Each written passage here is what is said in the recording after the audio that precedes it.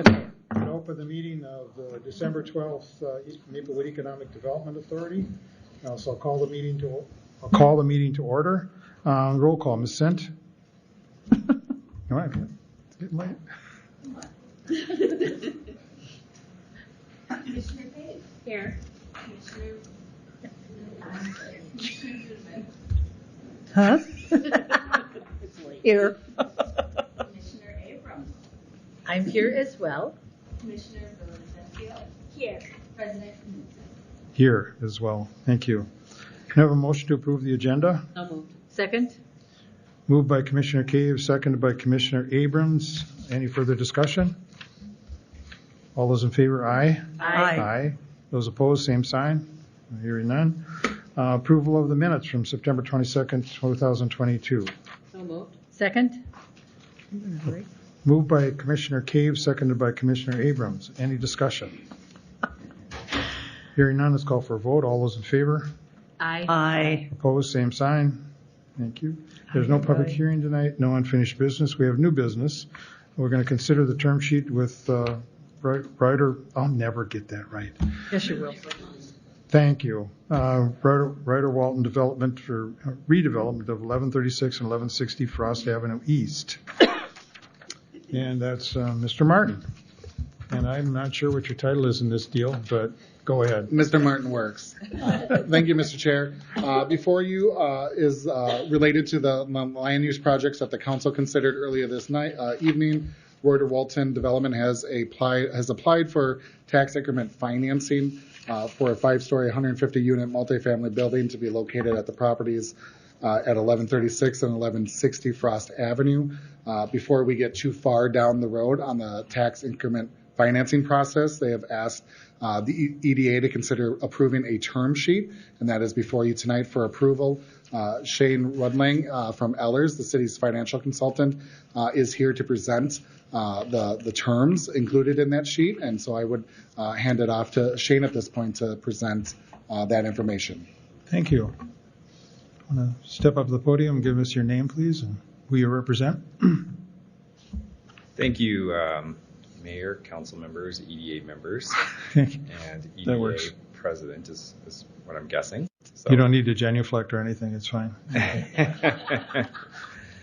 Well, good evening. I'm Shane Rudling. I'm with Ellers, the city's financial consultant. Tonight I have a short deck to present that goes through the process that we've been through with the developer and city staff to analyze the request for TIF financing for the project that you approved earlier tonight on the entitlement side of things. So with that, if we could bring up the deck.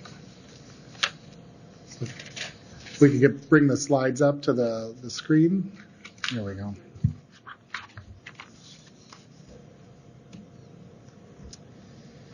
Great.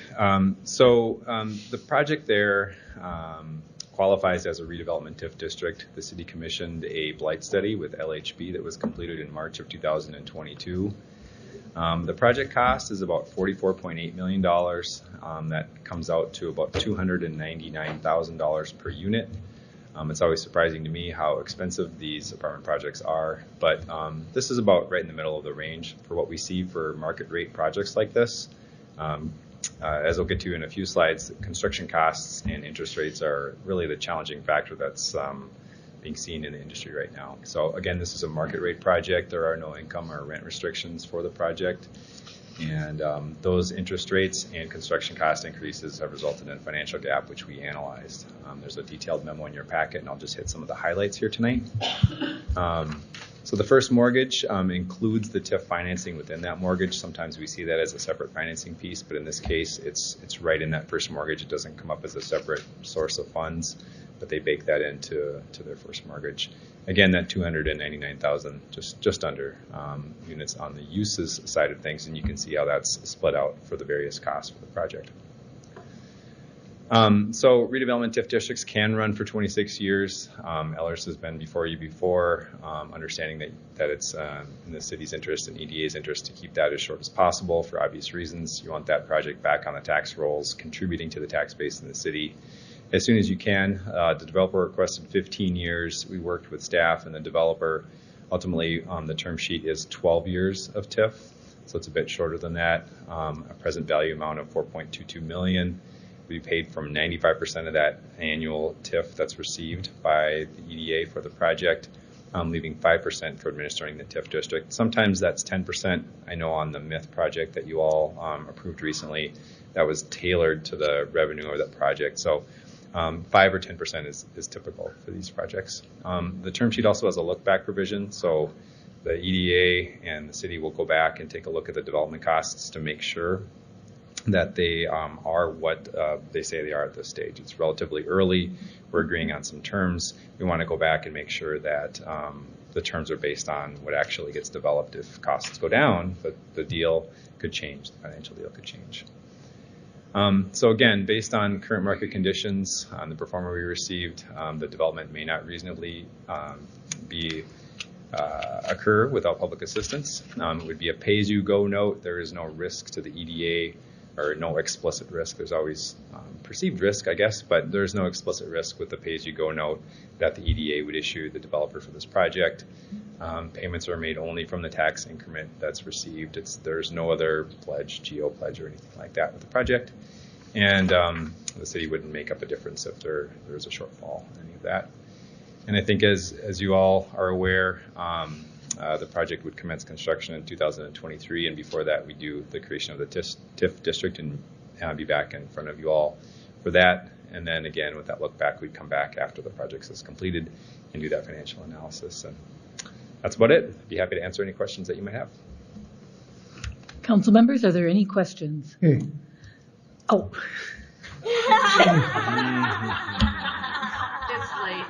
You know what? I'm not really a late person. I guess that's pretty obvious. I am very sorry. commissioners, are there any questions? No questions.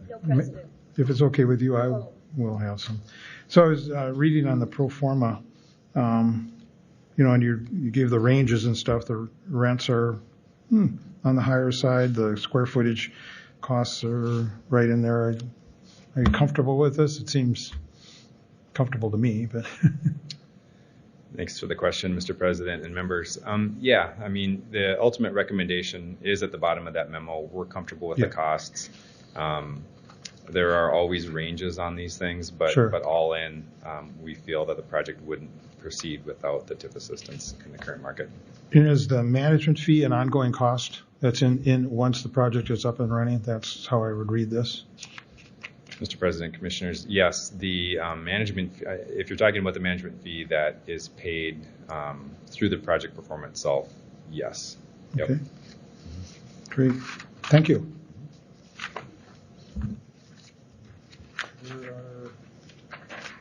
Where's the motion? Here it is. So, Commissioners, and without any further. I move to approve the 2023, whoops, wrong page. I'm with Bill. You weren't, yeah. I move to approve the term sheet with Ryder Walton Development. Second? So, motion by Commissioner Juniman, seconded by Commissioner Abrams. Is there any further discussion? Hearing none. All those in favor? Aye. Aye. All those opposed? Well, congratulations. It looks like a great project. So. Yes, it does. Okay, next we have schedule for The schedule. EDA. Yeah. And these are all unacceptable to me. Yes. Mr. President, members of the EDA. So yes, each December the EDA establishes its regular meeting schedule for the next calendar year. Meetings generally occur quarterly with adjustments to account for the city's budget process. So staff is recommending that the EDA establish a similar meeting calendar for 2023 with the dates listed in the motion. So again, staff's recommending approval and can stand for any questions based on the 2023 calendar. I am. Commissioners, are there any questions? We have a motion. I'll move to approve the 2023 Economic Development Authority meeting schedule with meetings on January 9, April 10, July 10, September 11, and December 11. Second. Moved by Commissioner Abrams, seconded by Commissioner Villavicencio. Any further discussion? Hearing none. All those in favor? Aye. Opposed, same sign. Thank you. There is no further business to come before the group. That's fine. We are adjourned. Thank you.